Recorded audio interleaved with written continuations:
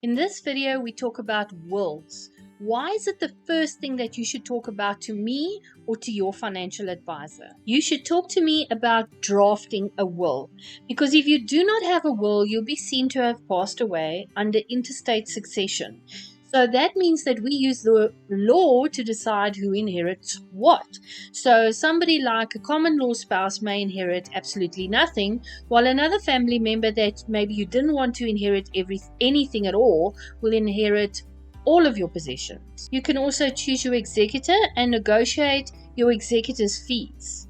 You should also choose who the guardians of your children will be. To avoid your children's assets ending up in the guardian's trust, you should stipulate that a testamentary trust should be set up for each of your children, and you should decide who the trustees will be. Under business coaching, I'll do a separate video with more detail on business assets, but for now we just need to make sure that your family gets the actual value of the business and that the business's value doesn't suddenly drop the day when something needs to be paid out to your family, and that you have in fact stipulated that there is a value to be paid to your family and who actually will own the shares in the business. And if there are any loans in the business, make sure that your family doesn't have to lose the money that you've left for them to pay those loans. Don't forget about your digital assets. Today we have things like Bitcoin, and we have games that have very high valued items in them that need to be left to someone, and there needs to be passwords available.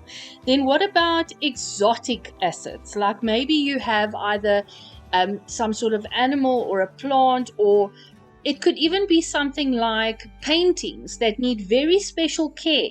Perhaps you want to leave that to somebody who actually knows how to do that outside of the family. The only valid will is the originally signed will. So this is where we still need a piece of paper to be saved from and protected from any kind of damage, and somebody to be able to get their hands on it quite quickly. And that's why it's important to have an executor that actually keeps your will safe. Otherwise, we don't find a will, we go right back to interstate succession, or otherwise a will comes out later that you had actually signed at a later date after the whole estate has been wound up, and again the wrong people inherit. Make sure you use professional services when having your will drafted. Otherwise, you could create unnecessary litigation and drama that will just delay the winding up of your will and leave your family with frozen accounts and unable to do anything until everything has been resolved. A professional will help you avoid this, and they will also understand legal implications of some of the things you might want to put in your will, like disinheriting minor children when you are legally responsible for them. They will ask the right questions and make sure that you don't leave out anything that is important. Also, they will make sure that you regularly update your will. For example, let's say you are married and you get divorced. Within the first 3 months, it is understandable that you may not have had time to change your will, so they will take that into consideration if you left everything to your ex-spouse in your will. However, after 3 months, she's going to inherit everything, even if you actually wanted somebody else to be the new heir to your estate. Another example could be the birth or adopting a child. Or let's say, for example, you want to leave the property that a family member lives in to them, but in the meantime, that property has been sold and they're living in a different property. There's no way for the master or the executor to know if you actually wanted them to now inherit the other property that they live in. It has to be clearly stated. Laws and terminology are also updated from time to time, and a professional will communicate this with you on a regular basis. They can also help you avoid unlawful, ambiguous, or unconstitutional clauses. For example, you can't say, I leave all my money or R1,000,000 to poor white orphans. That would be racist.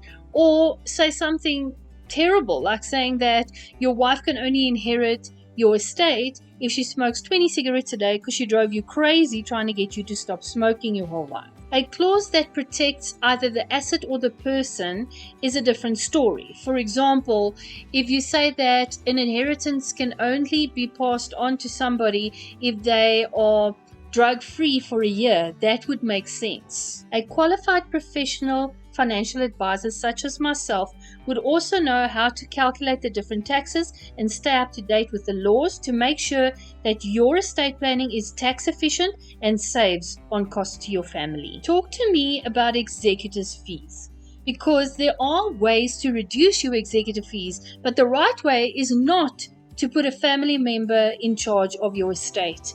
First of all, the master may not accept them because they don't have the right qualifications. And secondly, I have seen so many families actually end up spending up to 3 times what they would have on executive fees because they wanted to do everything themselves. Plan now so that when the day comes when your family needs to deal with losing you, there is somebody that can get things done quickly and efficiently and cost effectively for them, and they don't have to deal with additional stress. Talk to me about setting up testamentary trusts for your minor children.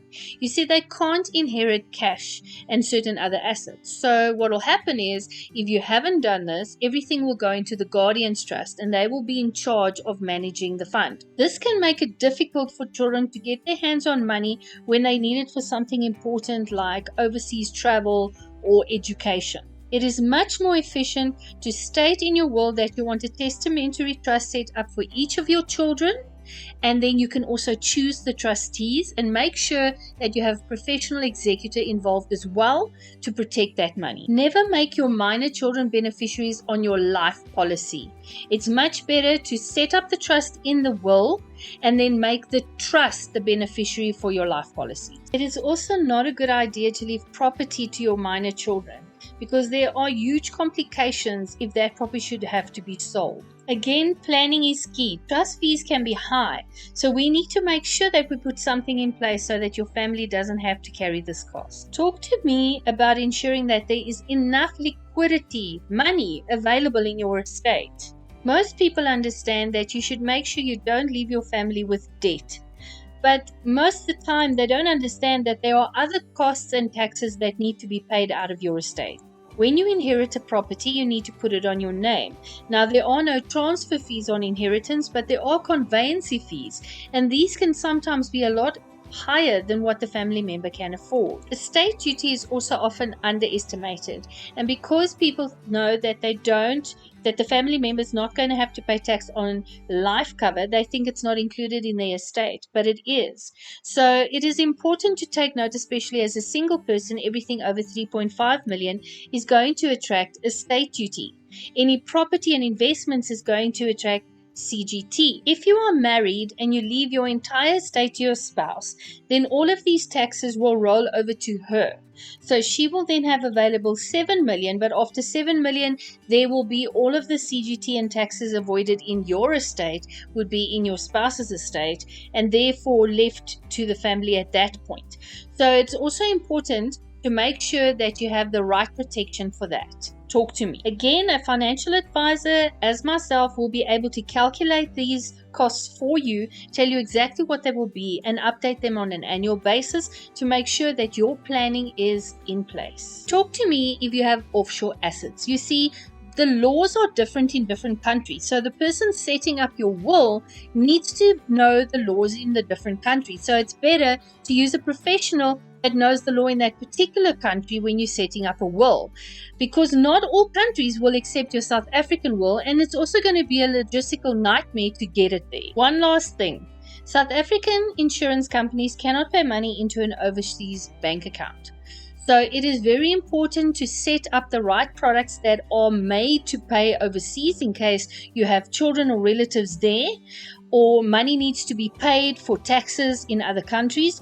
We also need to look at your children's education.